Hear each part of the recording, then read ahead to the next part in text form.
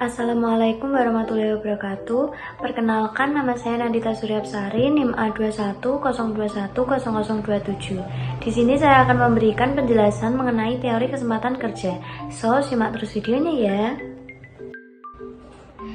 Oke, materi yang pertama adalah pengertian kesempatan kerja.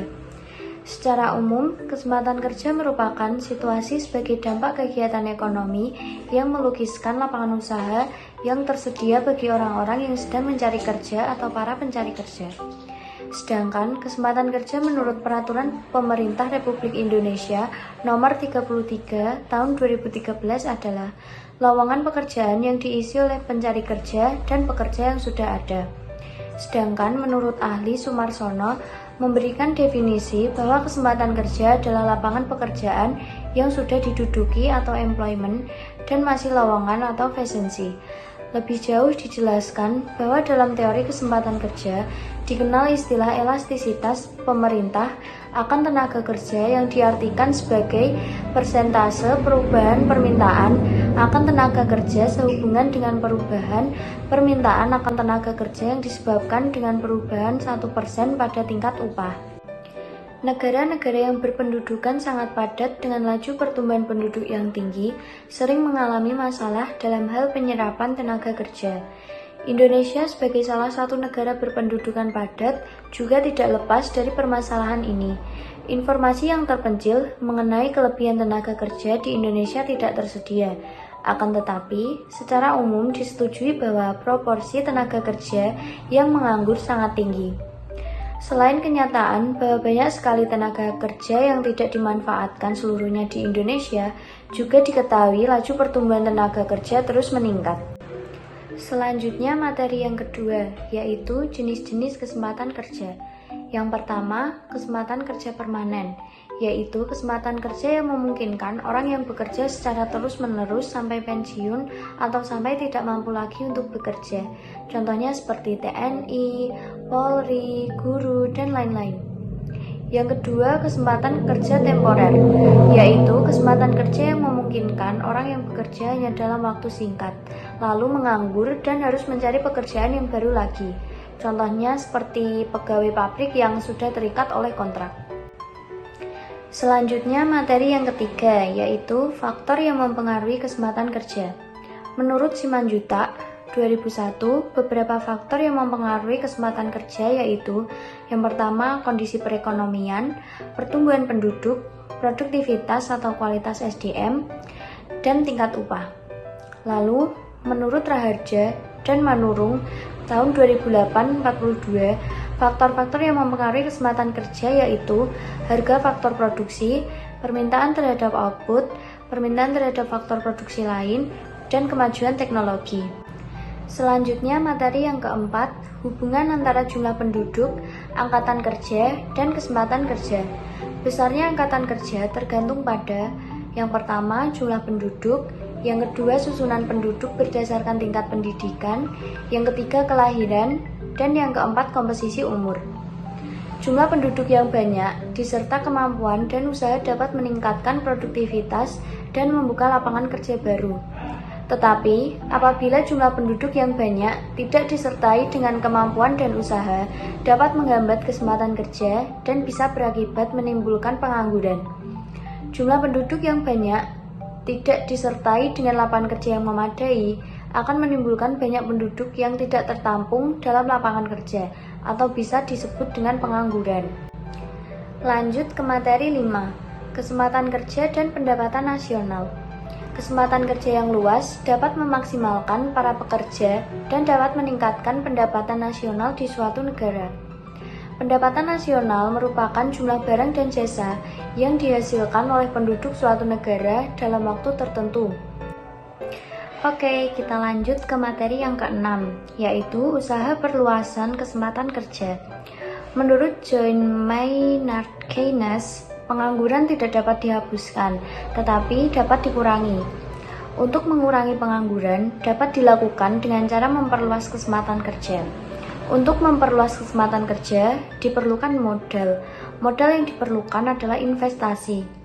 Menurut Keynes, investasi dapat ditentukan oleh dua faktor, yaitu marginal efficiency of capital.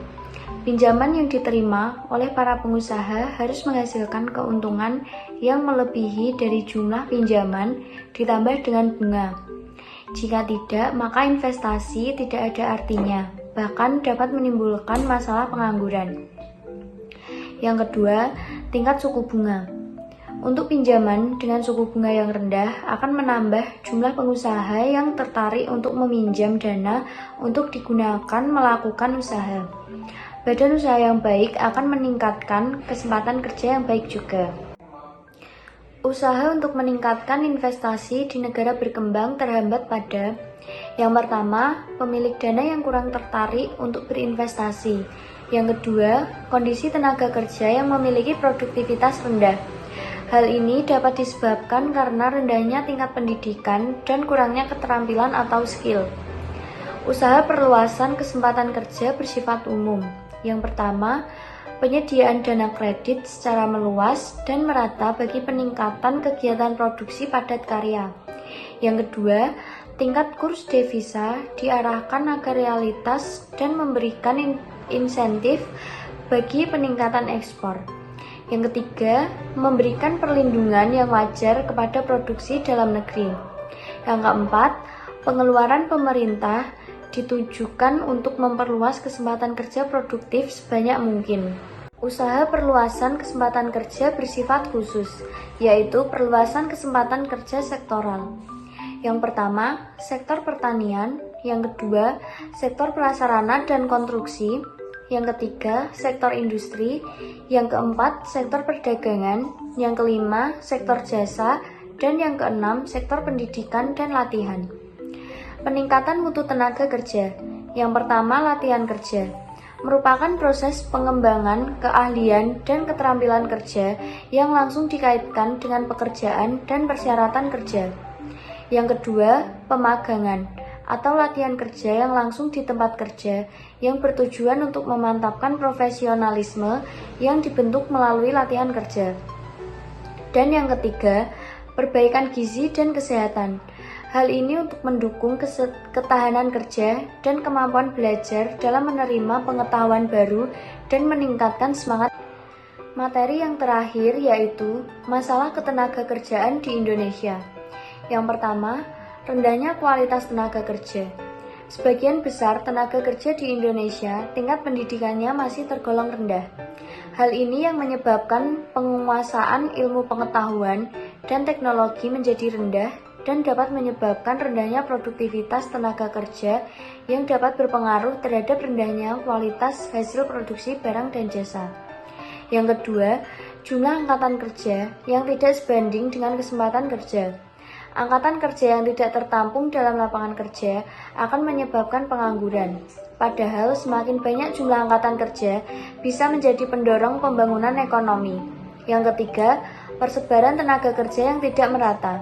Sebagian besar tenaga kerja di Indonesia berada di Pulau Jawa.